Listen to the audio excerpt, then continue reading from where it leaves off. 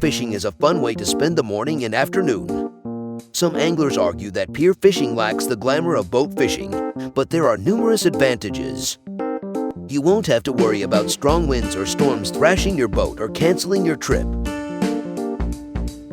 How to fish for big fish on a pier.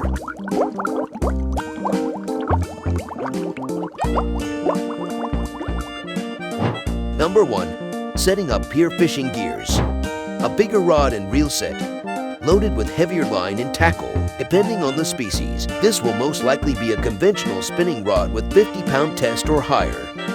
You won't be catching massive marlins from a pier, but there will be plenty of large fish to test your strength, so a strong rod with heavier line is required. You'll also need medium-sized hooks and sinkers, which should weigh between 1 and 2 ounces.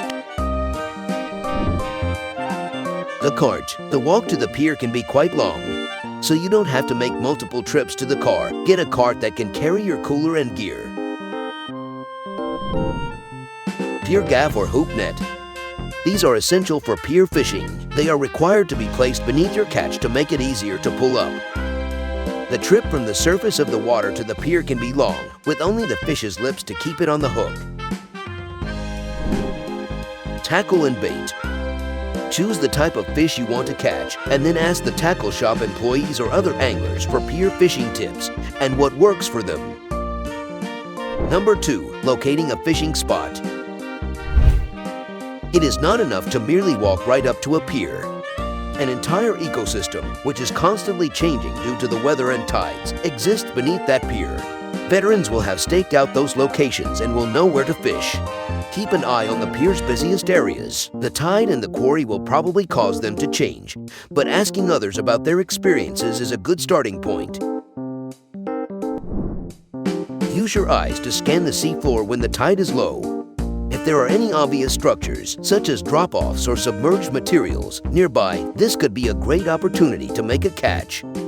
Raised sandbars that are parallel to the shoreline are also excellent fish indicators. You have a chance to land your prize since the deeper troughs that run between the sandbar and the shore serve as fish highways. The pier itself is the best structure, which is often overlooked by pier anglers. Don't overlook this vital and easy-to-target area, as many fish will huddle near the columns, waiting for a tasty meal to swim their way. Simply place your rod tip in the water and allow your bait to fall. You're now in prime position for pier fishing success. Here are some extra tips. On a daily basis, seagulls and other birds can be used to locate schools of fish. These birds are hovering above the water in search of food, and they have a keen eye for fish that are sitting at surprisingly deep depths. If you see a few seagulls or pelicans feeding on the water, or simply flying above, you'll know exactly where the bait fish are. If you can cast near the birds, your bait will almost certainly be near the fish. To see through the glare of the water, you'll need a good pair of polarized sunglasses. Polarized sunglasses have a special feature that blocks reflected light, and a good pair will allow you to see through the water as if it wasn't even there. Pier fishing offers the opportunity to interact with other anglers, which is nice. You are out with people who share your passion, as opposed to being on a boat by yourself or with a small group of friends.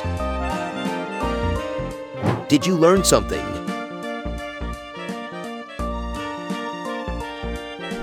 If yes, make sure to type "enjoyed fishing" in the comment section down below.